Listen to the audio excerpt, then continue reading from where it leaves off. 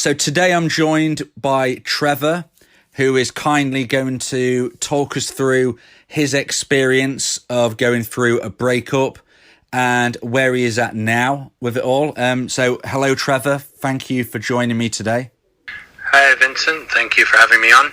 Yeah, it's great to speak with you. Trevor was somebody who was commenting on my videos probably before anybody else really. He's really been a part of my channel from very, very early on. So it's great to catch up with Trevor now.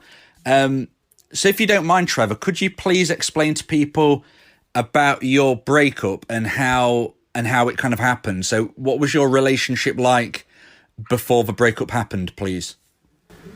All right.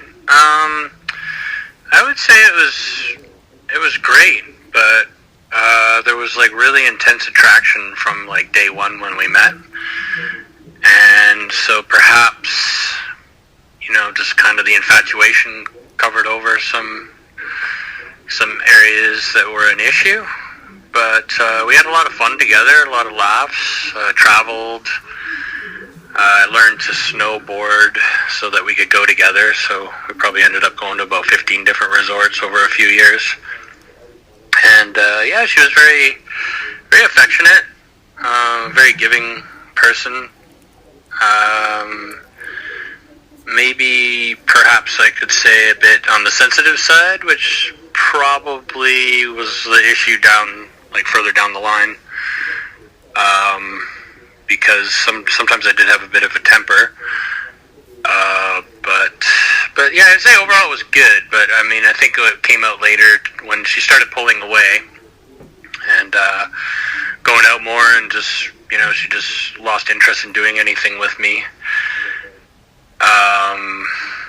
She didn't communicate very much with me, so there was a lot of things that were bothering her, but I didn't find out until we officially had broken up.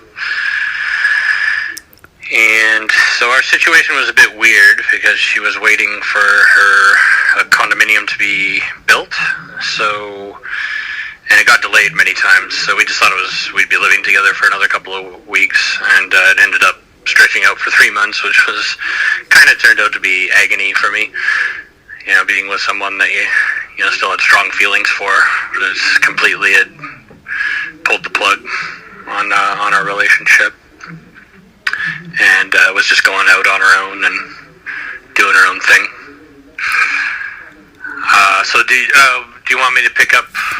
Yeah, I mean, it sounds like you was going through that classic situation where a dumpee doesn't at the time really know what's going on. All they can see is their partner is kind of becoming more distant, and then there's all of a sudden that desperation of, oh gosh, like what is going on and why?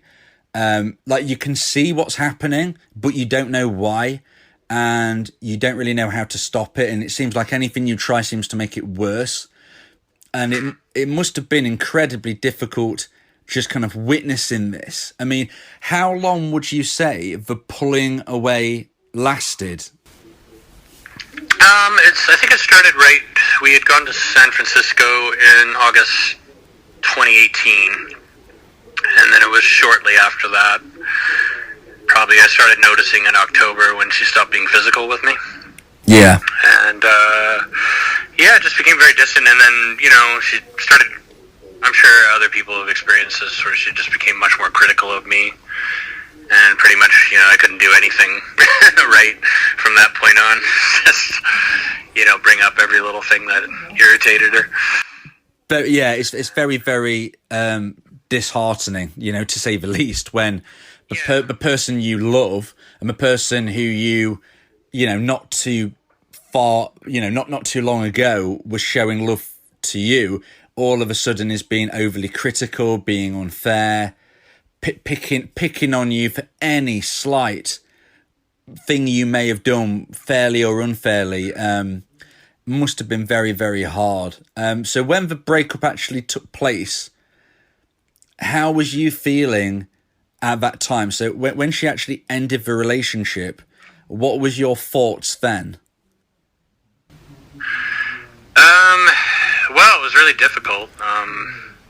it's very emotional. Like, so yeah, it went on for another 5 months, and she had lost her job in October 2018, and actually she told me that she had quit, but I found out later that she got fired, and then she said it was devastating and ruined her life. So all this was going on without my knowledge, and of course I sensed that I could sort of sense it slipping away and going down the drain, but she just kept saying it was her financial situation because the bank was harassing her about her finances because she no longer had full-time employment, and she had to, in Canada they have a thing where you they check your finances before they go through with a mortgage.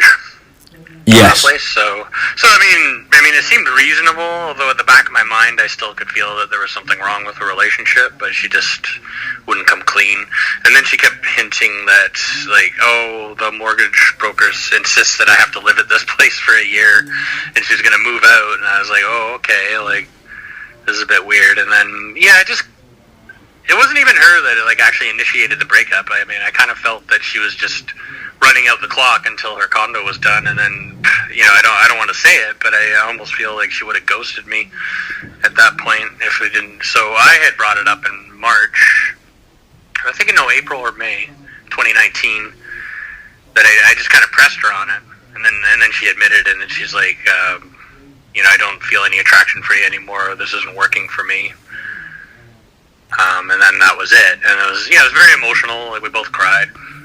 And she said for the week after she felt incredibly guilty, and she'd been crying all week. And it's very sad because it sounds like there really was a great bond between you. And, things had drifted. She didn't feel the same level of like romantic emotional attraction for you anymore at that point. And I know that from when like we was first speaking, you was finding it very challenging, which is completely natural. And you were struggling, you was going through that struggle. And I mean, how long would you say in your own mind that you was going through that hardest period? The toughest period in your mind. How long would you say that lasted for you? Well, I would actually say that the 3 months living together was the toughest time because it didn't allow me to detach from her, because she would go out a lot and we didn't see each other much, and then I would feel the anxiety growing. I wouldn't see her for a few days, and then she'd come back and I'd feel better, and it was almost like getting that drug, that slow drip drug. And I felt fine, even though I knew that we're broken up. I was just happy to be able to interact with her, talk to her, and then so when fortunately I'd watched a lot of videos, and I'm sure everybody goes through this where you look up how to get your ex back, and of course I landed on the bad ones first, which just seems to happen for some reason. But luckily I'm a somewhat critical mind, and I like to see different opinions, and I remember landing on other ones that were like, you have to go no contact forever. Which, when I first heard that, it was like not what I wanted to hear at all. I was like, no, there must be a way to get my ex back, and there must be something I can do. But finally, I had settled on that was the best course of action. So really, it was just kind of preparing myself for the day she moved out, and then it's like, okay, I'll just do the no contact thing. So it was definitely an improvement after she moved out, because I was just kind of like transitioning to the next phase. And it's like, okay, it's happened, she's gone. And so, I habitually work out, so even at the worst times, like, I'll work out, so that helped. And tried to go out a bit, but I would say after she moved out, another 3 months were pretty tough. The apartment just felt incredibly empty with her gone. All the stuff moved out, and I went out and got a cat right away because she had her cat and she took it. So I think that helped, actually. Just having a pet around. Oh, certainly. I mean, when there's a breakup, there are so many holes in our life, which some of them aren't as obvious. Some of them you can kind of see very clearly, and some of them aren't as obvious. And it's always important to try to fill those gaps, fill those holes. So, you've kind of literally gone for a kind of like cat for cat replacement in essence. But pets in general are of course very good company. They give us unconditional love if we, treat them right and well. It also gives us something to focus on, because they can be a real difficult period of time where your mind can't focus. But if you've got a pet, then that will allow you to think, okay, I've got to be positive and get up to date because I've got to, look after this pet. So, I mean, I would never say to people, look, if you've had a breakup, definitely go out and get a pet. You've got to be of the right mindset, because animals deserve your full care and attention. And if you don't believe you're really at that stage where you can give that, then it's certainly not fair to get a pet. But if you believe you are able to do that, like you was, it can be really, really great to have something to focus on. But additionally for you, I think it was almost like filling a literal hole with the cat that used to be part of your household leaving. Yeah, definitely. Yeah, it helped a lot, actually. And so, yeah, I would say that I noticed at the 2-3 month mark, I kind of went to the next level where I was just kind of starting to detach, and I was very strict, like not to even look at her social media and stuff. I think I looked once in September, and that was a bit of a setback because she did a modeling trip to Toronto, and she looked super, super happy, and so that just kind of bummed me out. But and then I was like, okay, lesson learned. I'm not gonna. And I actually ended up reading into the situation because there was a guy with her that was like giving her a kiss on the cheek and pictures of them drinking together, and I freaked out. But then I showed some friends, and they were just like, he looks really gay. So so I was just reading into it, and I was like, yeah, I have to think of it. He's probably a photographer that she worked with, and they probably just went out together, and he showed her around the town. So yeah, it's never a good idea to look. No, certainly not. I always suggest to people, if you check your ex's social media, you are never going to feel positive about it. It's just going to give you more questions that you want to ask. It's going to confuse you, and sometimes it can absolutely devastate you.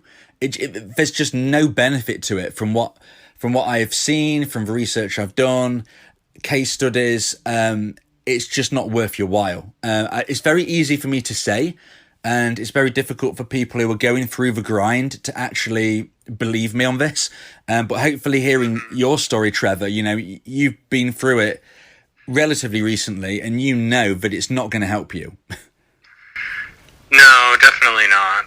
And I think the people listening just have to understand that it is harder being a dumpee, and because the person that dumped you is already kind of detached and they've already moved on. But the day will come where you just accept it. I mean, even if you don't hear from them, you will slowly but surely detach, and life will go on.